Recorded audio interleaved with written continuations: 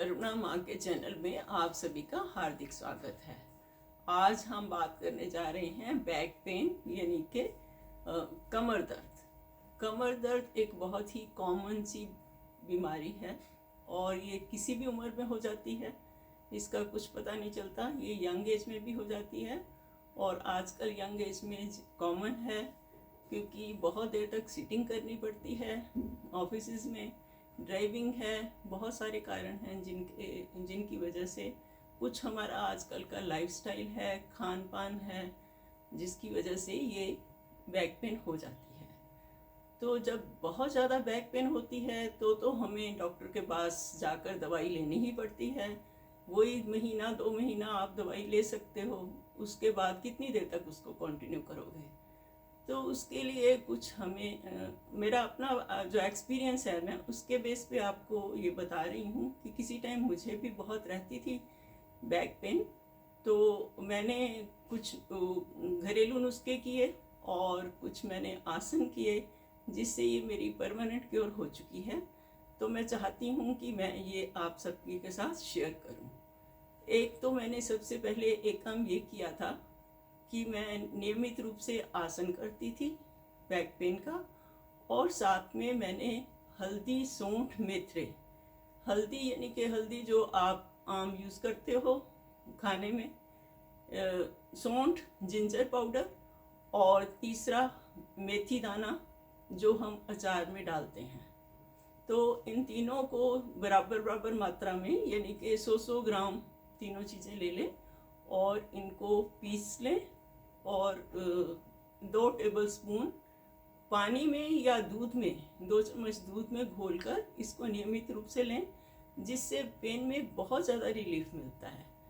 और दूसरा है कि आप एलोवेरा जो है उसको ले सकते हैं। एलोवेरा का एक पीस लें, 1 इंच के करीब पीस ले लें, उसको सुबह खाली पेट चबा चबा कर खाएं तो उससे भी ये जो है बैक पेन ठीक हो जाती है।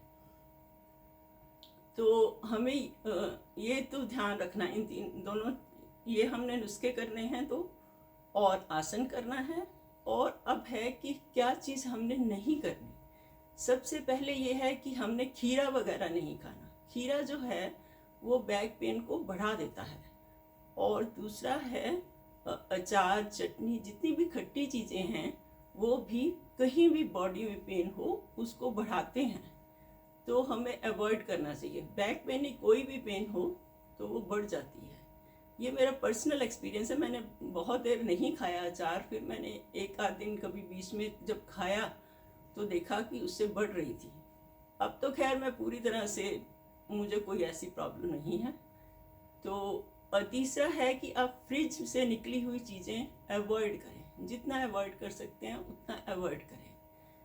तो एक और विशेष चीज़ जो मैंने पिछले 5 साल से की है, मैं पहले दूध पीती थी एज ब्रेकफास्ट, तो काफ़ी क्वांटिटी में पी भी लेती थी। तो मुझे पर ये नहीं पता था कि इसकी वजह से भी पेन होती है। जैसे ही मुझे पता चला कि दूध का भी हमारी मतलब बीमारियों में एक बहुत बड़ा रोल है, क्योंकि हम लोगों के दिमाग में ये है कि दूध पीना बहुत ज़रूरी है, बहुत ज़रूरी है। पर जब से मैंने 5 साल से मैंने दूध पीना छोड़ दिया है। चाय तो पीती हूँ, दूध और दही वगैरह जो है, दूध तो मैंने बिल्कुल बंद कर दिया है, दही थोड़ा बहुत लेती हूँ, पर बाकी जो है मेरा मतलब बहुत कम के बराबर, ना के बराबर ही दूध जो है यूज़ करती हूँ। तो उससे क्या है कि मेरी बॉडी में पेन वगैरह बिल्कुल नहीं है। तो आप भी इन चीज़ों का ध्यान रखें। एक तो आप नियमित प्राणायाम करें, आसन करें, और हल्दी, सौंठ, मेथरे का इस्तेमाल करें, एलोवेरा का यूज़ करें, और दूध अगर हो सके तो छोड़ कर देखें तो उससे विशेष लाभ होगा। तो जब भी आप कोई आसन या प्राणायाम करें, आप गिनती बोलते हो, गिनती बोलने की ज़रूरत नहीं है। उसकी जगह पे आप क्या बोले, स्वास्थ्य मंत्र बोले। मैंने एक पीछे वीडियो वो की थी मंत्रों के बारे में, तो उसमें मैंने एक स्वास्थ्य मंत्र बताया था, वो है अच्युत अनंत गोविंद नामोच्चारण भेषजात नश्यन्ति सकलः रोगा सत्यम सत्यम वदाम्यहम्। जैसे आप उसके लिए आसन मैं करती हूँ सर्पासन। तो सर्पासन जैसे ही आप करते हो तो उसके लिए जो काउंटिंग करते हैं हम, तो उसकी जगह पे काउंटिंग करने की बजाय आप ये मंत्र बोलें। एक बार मंत्र बोला तो पैर उठाया, दूसरी बार बोला तो नीचे किया, इस तरीके से आप करेंगे तो मतलब ये आपकी एक तो काउंटिंग भी हो जाएगी, मंत्र उच्चारण हो जाएगा, स्वास्थ्य लाभ होगा। तो अगर आप ये जो सब काम जो मैंने बोला है पूरी श्रद्धा, विश्वास और नियम से करेंगे, नियम बहुत ज़रूरी है।